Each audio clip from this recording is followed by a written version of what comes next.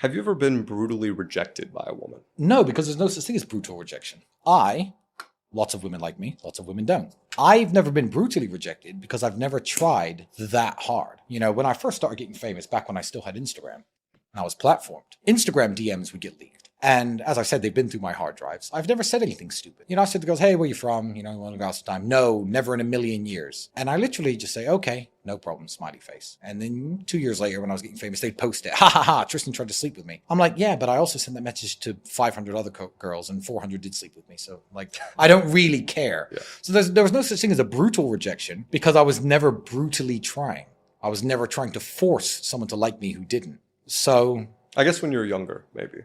No, still, as a man, you always have to know when to take no for an answer. You know, message her twice, maybe 3 times. If there's no reply, just give up, bro. Like, and it's so it doesn't matter. Like, I've been rejected loads of times. I've tried to speak with lots of different women, certainly in person. If I see a pretty girl and I walk up to her, she's like, "No, I'm not interested." It's okay. Well, have a wonderful evening. Goodbye. Like, what could possibly be brutal about it, unless I was standing there insisting again and again, oh, well, you know, maybe you're just stuck up like some idiots do. You see them on the internet and they look like fools. And then she'll say, well, you know what? You're a fucking idiot who's balding and you got a crooked nose. Like they've never had to be rude to me because I know when to take the hint and to just leave.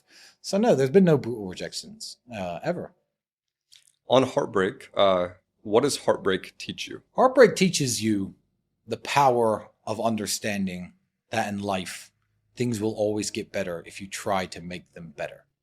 You know, I'm not going to say her name, but there were girls who I dated when you were still a baby. So let's say I was 20 years old and she was 19 years old. I was 20 years old and we broke up for whatever reasons. This particular girl got some job where she had to move to London. And I was upset about it. And now she's some 35-year-old middle-aged woman with, you know, 2 unspectacular kids and a husband who's divorced her. And I'm just like, if the heartbreak had never happened, well, I'd be that guy. I'd be with her now. I wouldn't have done all the great things that I've done.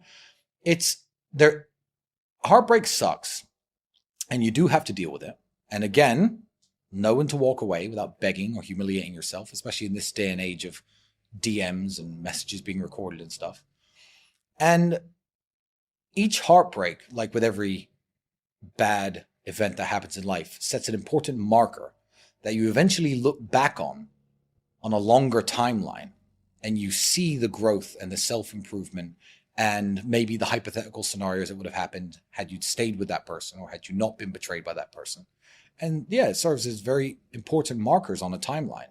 But it's only once you progress a couple years past that timeline that you could see the knowledge in it, unless you do it the wrong way and let it spiral you into down the toilet of self-destruction. In which case, then you're like, oh, well, that's when my life went completely wrong. So no, that's when you chose to give up. They're 2 very different things. Heartbreak's fantastic. I wish my heart could still be broken. That would be nice. What made you realize a girl wasn't the one for you? I realize now they all weren't the one, but the problem is I had to be older and smarter to get it. Yeah. You know, when you're 19, 20, 21, you get your first pretty girlfriend. Oh, no, she's definitely the one. She's probably not, you know, she might be by all means, but as you grow and evolve as a person, whether it be female company or male friends, as you grow and evolve as a person, you can look at what you knew about those people now, and you just think, well, that was a lucky escape, no matter how much you idolize her at the time. I may well, when I'm 45, look at women I know today and be like, how come I didn't see that this wasn't right for me? Because at 45, I'm going to be smarter than I am today, albeit probably less hair, but I'll be smarter than I am today, and I'll see it then. Nothing ever happened to me in life, besides like normal girls you're hooking up with, you realize I don't need to be around this type of person. The obvious shit. If a girl takes drugs, massive red flag for me, I immediately cut people like that off. But really, it takes, if you're emotionally invested in somebody, you probably, with your current mind and your current judgment, you're only 23, think that you are correct to be emotionally involved with this person. But a 35-year-old version of you would see all her flaws. So I think it comes later. But then there's obviously massive red flags that you just cut people off for. But I never get that serious with people who have those red flags. I'm never with someone 2 years and I'm like, oh, she takes cocaine all the time. Like I either knew at the beginning and stopped talking to her, or You don't stay with someone that long before you notice glaringly obvious red flags. What does a man learn about life from women, and what does he need to learn himself? Well, men live for women. This is the point. Men live for women in every single way. If women didn't exist on this planet, everything about my life would be different. I'd have fast cars because I like driving them. But a lot of the things that men do, a lot of the things we say, the way you dress, lots of it is about trying to attract women, trying to impress women, and trying to have women hold you in a high regard. Because if women in general hold you in a high regard, then you, as a high value man, have your pick of the best women on the planet. And there isn't a single red-blooded male out there in the world who doesn't like the idea of lots of different women being attracted to him. Even if he's got his wife and he's in love and it's the first girl he's ever been with and he's, I don't know, a Mormon or a Muslim or a Christian who's super involved. If you were to ask him, would you like to be unattractive to women or attractive to women just in general? He'd say attractive because it raises the impression people have of his wife, for example.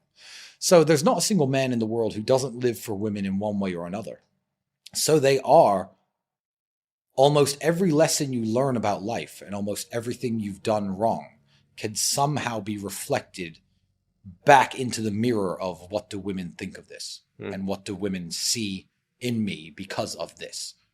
So almost every lesson.